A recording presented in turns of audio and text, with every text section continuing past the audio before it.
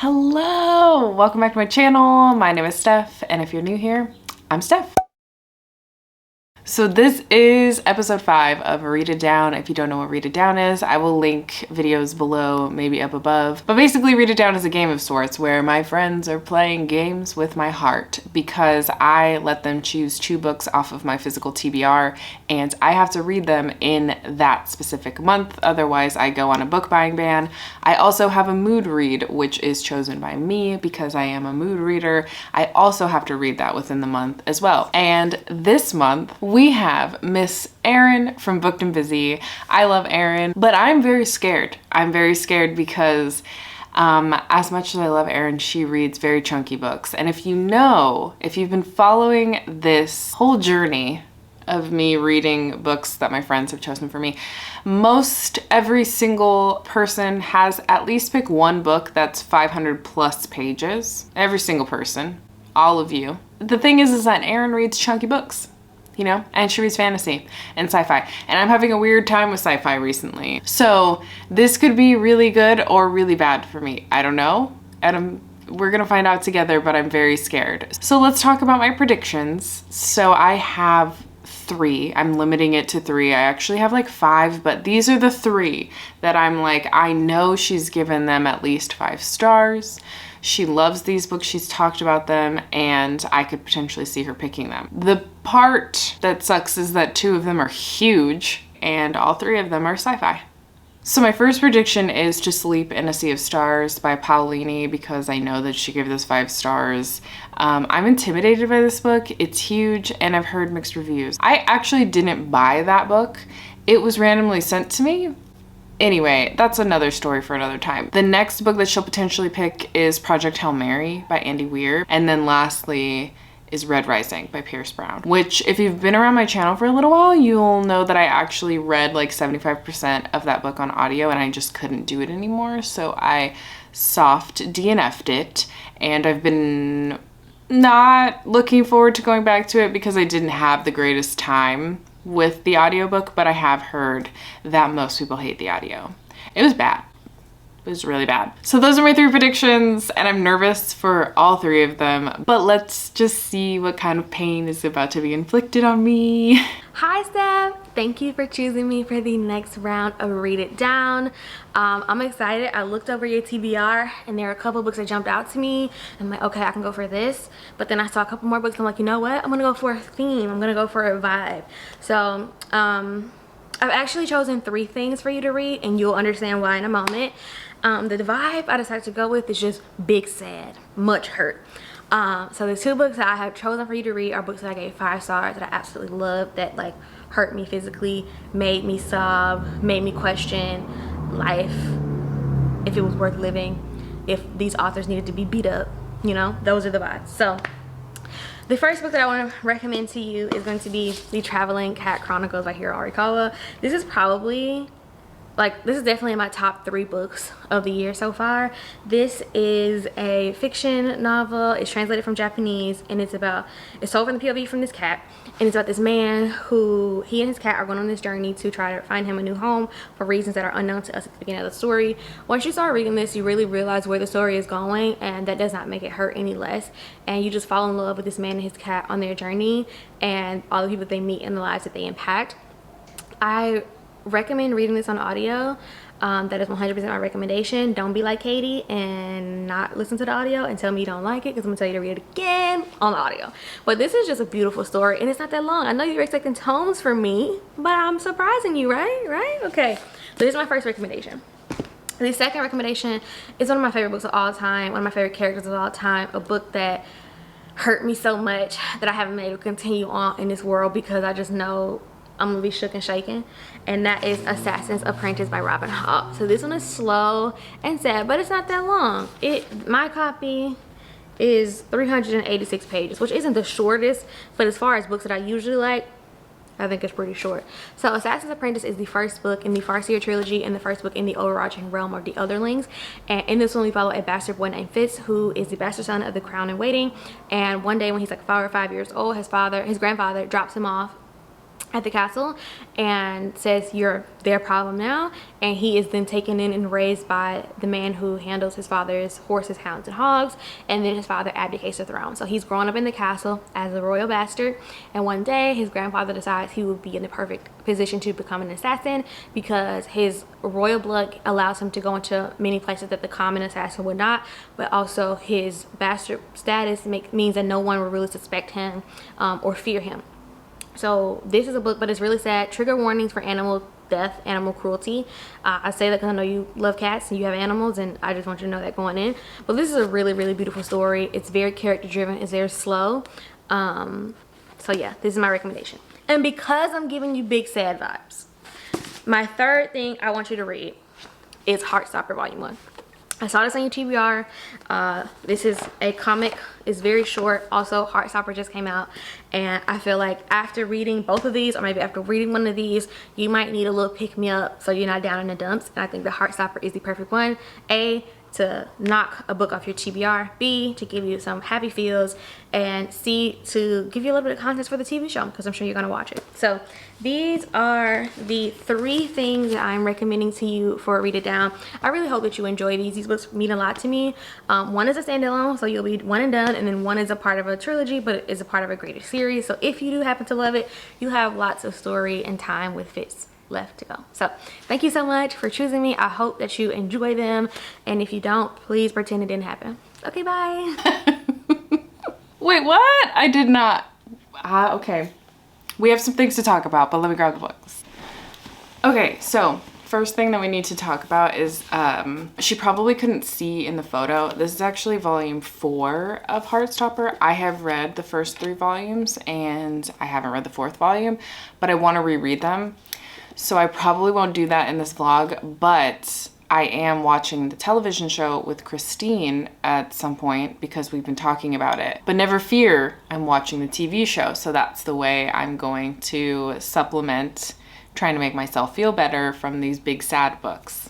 But as for the other books, I completely forgot about owning this. I forgot that I own the Traveling Cat Chronicles. My partner bought this for me when we went to a used bookstore, and I think what's funny is I bought it and then literally like a few days later, Erin was talking about how much she loved this book. And I'm prepared to have a mental breakdown with this because I did watch the vlog that Erin read this in, and she said she sobbed for like 10 minutes after reading this book. So I'm ready.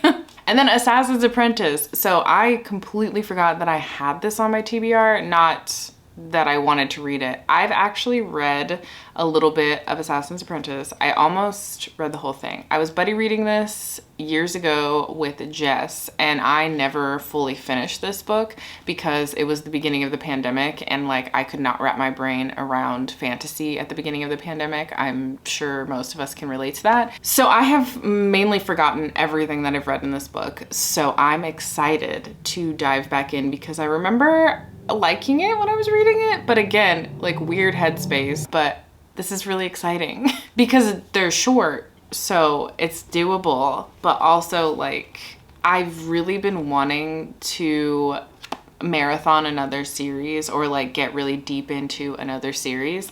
And I keep thinking about the Farseer trilogy because the Farseer trilogy is part of like a greater series. I don't know if it's just called the Elderlings world. I don't know.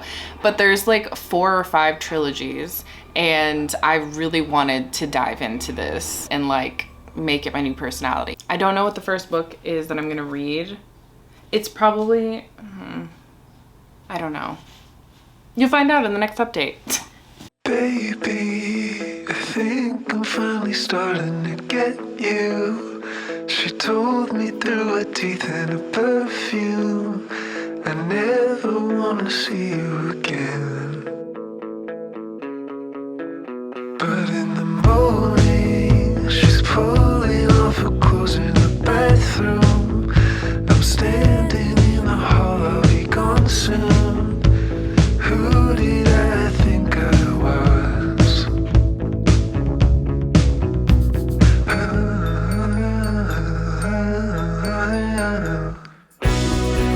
And it's breaking up again. Telephone lines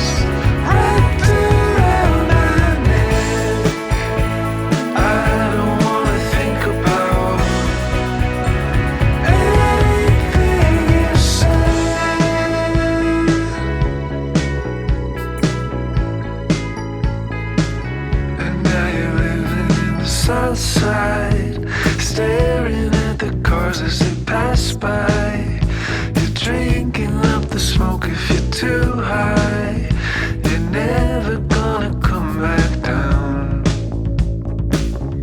And you said that it was Jesus who broke into your room in an earthquake. Hi, good morning. So, I'm halfway through this. Oh well, I guess I'm less than halfway. I'm like 40% into this. And I just started it yesterday. And I don't want to stop. So like, I know Erin gave me 3 books for this video already. But like, am I going to pick up Royal Assassin? Am I going to pick it up? It's 648 pages. But am I going to pick it up? Possibly. Maybe the thing I could do for myself, since this is quite large, maybe the thing I can do for myself is the 3 books that Erin picked are the only ones that count, like that I have to finish. And this one's just, we're having a good time. We're tacking things on. Erin is a fast reader. She reads a lot. So let's try to make this vlog as full of reading as possible.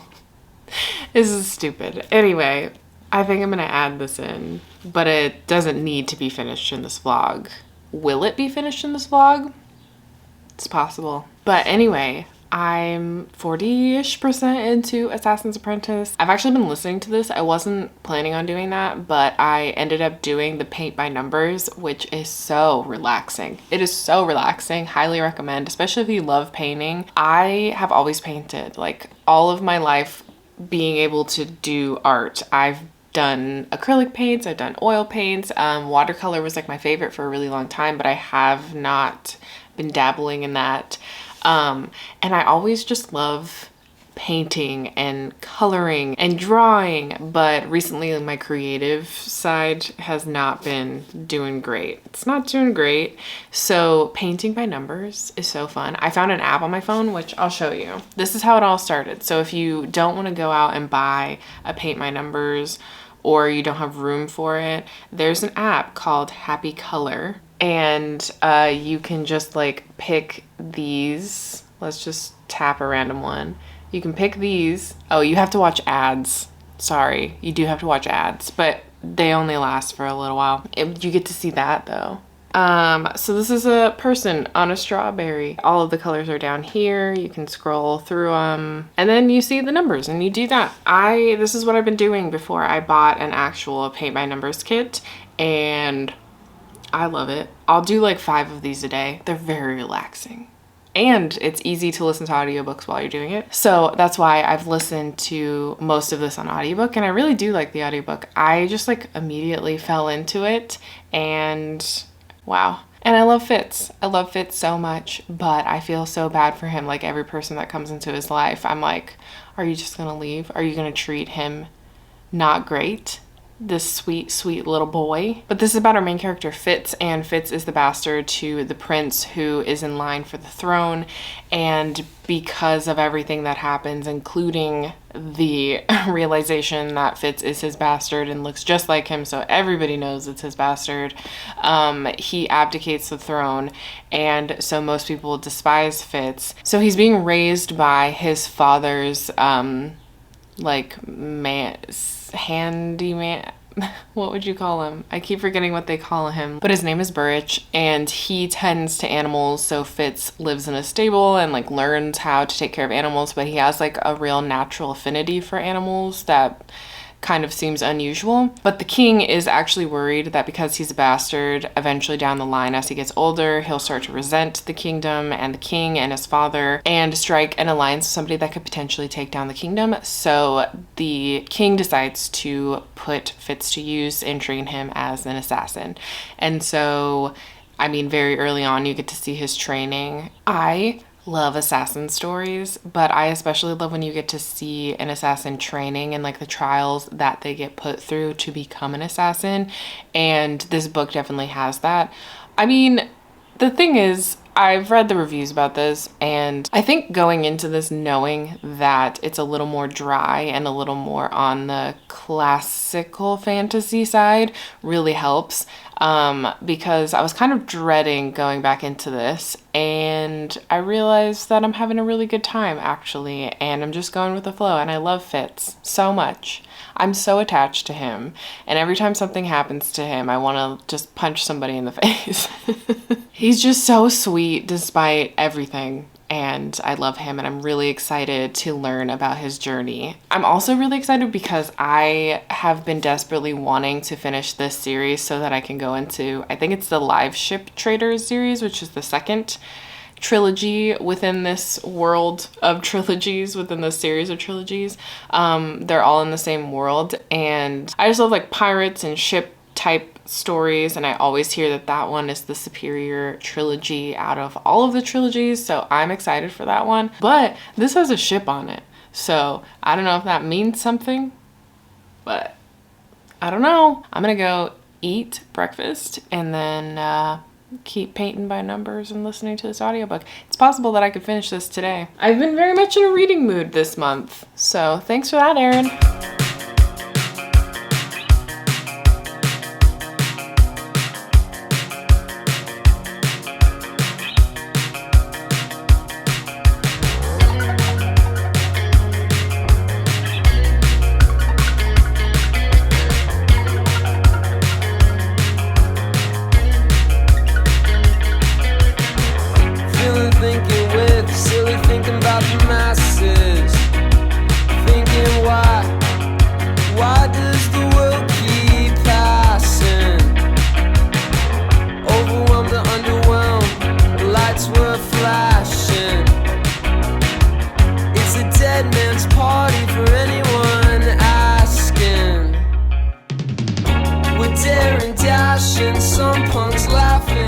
Hello. I just want to say that Erin has not only, influenced what I'm reading in this video, but she has influenced my mood read. I may or may not be halfway through Royal Assassin. May or may not be.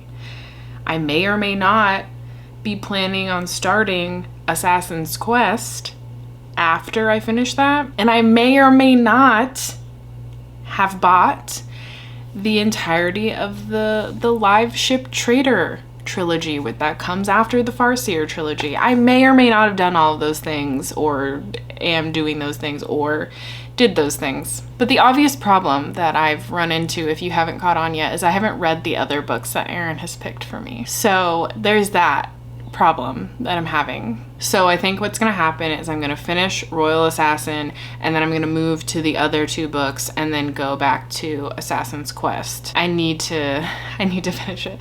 There's a lot of drama happening right now in Royal Assassin. I say that, they're pretty slow books, but I'm obsessed with Fitz and his story, and I just want good things to happen for him, but they don't, and so I keep reading hoping things are gonna get better, and they get worse. But right now, there's this plot line that's happening that I'm very, very interested in, because I don't see how it's gonna work out. But I realized I didn't even tell you my feelings about The Assassin's Apprentice, which is the first book in the Farseer trilogy, which is the original book that Erin picked for me. And I don't know, I think I'm giving it 4 stars because I got so involved. I got so involved in this story, and I really, really enjoyed it because of how immersed into the book I was. But it is a slow fantasy. It's interesting because it feels fantasy light at times, just because you're really, really focused on Fitz and him growing up. You follow him from childhood, and so you get to see him kind of go into his teens in this book, because by the time this book ends, he's still a teenager. But he's given the opportunity to become the king's assassin, and he takes it because, he's afraid that basically he's gonna die if he doesn't take this, and so are other people around him that care about him. And I think that is my favorite part of this, and continues to be my favorite part of this, even in the second book, is there's an interesting magic system that you don't really get to know about that well. Like, you're learning about it with Fitz, and there's this threat looming in the background, and those things are cool. But the thing I love the most is the relationships that have been formed with different people throughout Fitz's life, and how protective certain people are of Fitz, but how other people are willing to just like overlook him as even being a person in need of actual love and care and affection just because he's a bastard. And like, it's very interesting to see how people react to him as if it's his fault that he was born, and that's kind of talked about in here as well. But I just liked a lot of the side characters and a lot of the people that were helping raise Fitz, because it really is like, it takes a village, and so many people were in his life raising him and making him the person that he is. And there are just some really sweet moments between him and certain characters, but there are also really, really heartbreaking moments because so many people are set in their ways when it comes to the position that Fitz is in and the person that he is, and the fact that his existence has caused some issues within the kingdom that people did not expect. So it was really interesting to see like the relationships that formed, but also the people who hated him so vehemently because he was born a bastard and it wasn't even his fault. If you're even like remotely attached to the characters or interested in the story, especially like the magic system that is kind of being discussed and the red ships, which is like the threat in the background, then I would say stick with it, because the ending is really kind of I don't want to say explosive, because I say that, but like, it's explosive in comparison to what the rest of the book is, but it's more exciting than the rest of the book, I guess, especially if you're not like 100% character driven, love character interactions like I do. But it's cool because in the second book so far, you are learning more about this magic system that was introduced to us in the first book, and like, we got to kind of explore. I don't know that I always love this, but in this book I'm really liking it, where the magic system is being explored by your character, because this is in first person, so it's being explored by your main character and you're learning about it with the character. But the reason I think it works so well in this book is because it's a magic system that a lot of people don't really understand very well, and like, the last known person to have the most knowledge within this magic system has died. So a lot of the people who are adept at this magic don't really know what the fuck they're doing, and I think that is so interesting because it's not like an established magic system. Even in this world, like, it's not super established. So you're learning a lot more about it in the second book, but again, not that much because it's not established 100%. And the background threat is becoming more clear and interesting. It's actually becoming a much bigger part of the plot than in the first one. And these characters, I was literally only maybe 30 pages in crying over something. I don't know. Recently, I was driving home from work crying. So I'm having a really good time.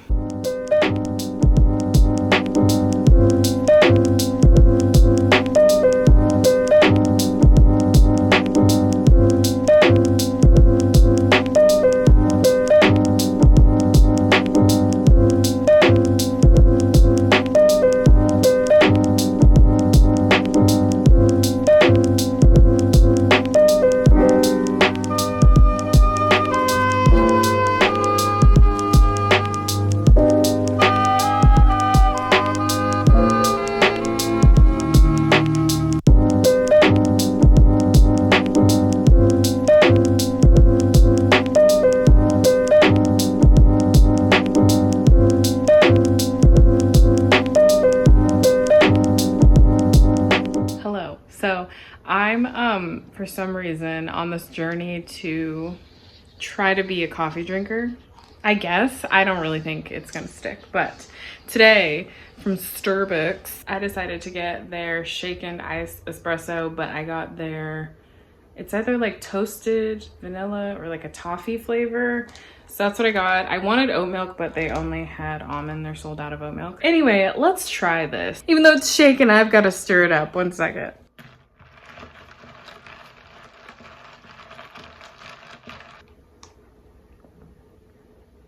I like this one way better than yesterday. Hello. So at this point, it's almost the end of the month, and I read it all. I read all of them. I read the whole trilogy. And you know what?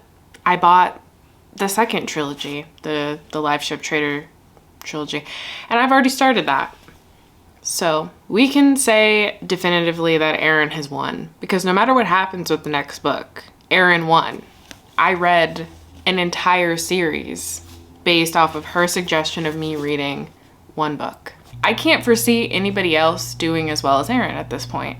So good luck to the rest of you. Okay, I'm gonna give you my ranking for this, my overall star ratings, and I'll talk a little bit about it. I've already talked about Assassin's Apprentice, but I don't think I've really checked in for Royal Assassin, and I know I did not check in for Assassin's Quest at all. Basically, Royal Assassin, Assassin's Quest, and the Assassin's Apprentice, that's the order that I enjoyed these in.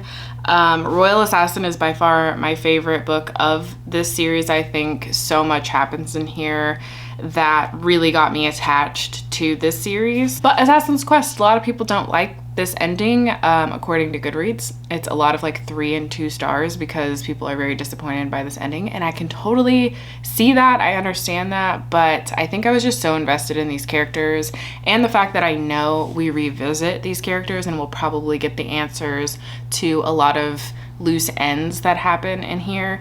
I wasn't as harsh with it. I didn't have like super high expectations going in. I just knew that I loved the characters and I was excited to see how this was going to end. But I also, like I said, knew it wasn't really the end. So I had a really good time with it. I do think there are weak points at the very end, and I know there are parts that drag in here. I mean, they dragged for me too, but I think that that's just like the nature of Robin Hobb's writing, and I can see why her writing style and the way that she crafts a story would not work for all types of fantasy readers. I think for me, as somebody who is character driven, I border on liking a lot of detail because it helps me really understand the world and the politics and the characters. I used to not be this way, but these days I tend to like fantasies that lean a little heavier in the detail, I guess. But I will say now, having read this, I 100% see a lot of inspiration for fantasy books today that come from this series, I feel like. I mean, I know Robin Hobb was obviously inspired as well. There's no like unique stories, unique ideas, it's all the same, yeah. But I know that Brandon Sanderson was inspired by Robin Hobb. I know that George R.R. Martin blurbs like every one of her books, so I feel like he probably has some inspiration from her, even though they were publishing around the same time. I just didn't realize how hard it would be for me to shift into the Live Ship Traders series because it's a different magic system, kind of. Like, you are privy to this magic system because of the last book in the Farseer trilogy, but it's not the magic system that you've been exploring for the last 3 books. And there are different characters, they're completely different characters, and from my understanding, they only make few mentions of like things that have taken place in this trilogy. It's like in the same world, but already it has a different tone. Anyway, this is not what we're here to talk about. We need to backtrack and talk about this trilogy. I think overall I would give this this is like a 4.5 series for me, but it is now like a new favorite series where I can see myself rereading this to find comfort in these characters again, even though there is no happiness to be found here. So I don't know why I would seek comfort in this, but pretty much every fantasy series that I absolutely love has no happiness in it. So like, am I the problem? Probably. The Farseer trilogy, I finally finished it. And I had a really good time. It was very unexpected. So thank you, Erin. Hello, I'm feeling shitty today. Just like generally I feel shitty, but also the world fucking sucks. So I'm gonna clean like usual. I had to take a mental health day because I just couldn't handle work right now. So I'm gonna clean and listen to a really sad book that Erin wants me to read and cry over. Yeah, that's all I got. I hope y'all are taking care of yourselves as much as you can right now. Hey, what's up? Just casually having a breakdown about this book. You know, to be fair, I think I got some sunscreen in my eye. I'm gonna be honest, I don't have anything for you right now. It was just fucking sad. I'm really devastated. I'm gonna be right back and have like a mental breakdown. See you in like 20.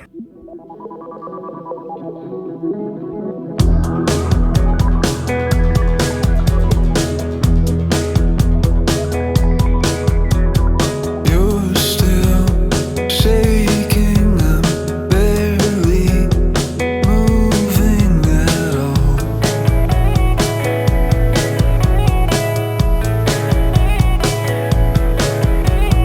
Green lines cut through a black screen, tells you I'm fine.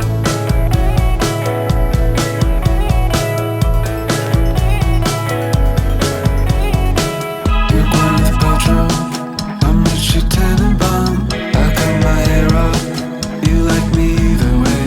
And every summer, it's gonna be the same. Going back to Telluride, riding around with nothing on. Staying at your parents' house, acting like there's nothing wrong.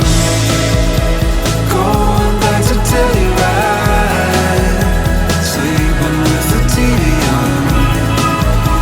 Darling, so solidified. Oh, I know it won't be long.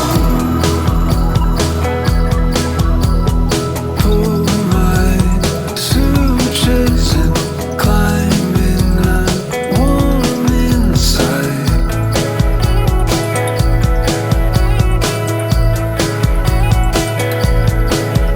You breathe my lungs, I'm fluorescent and infrared.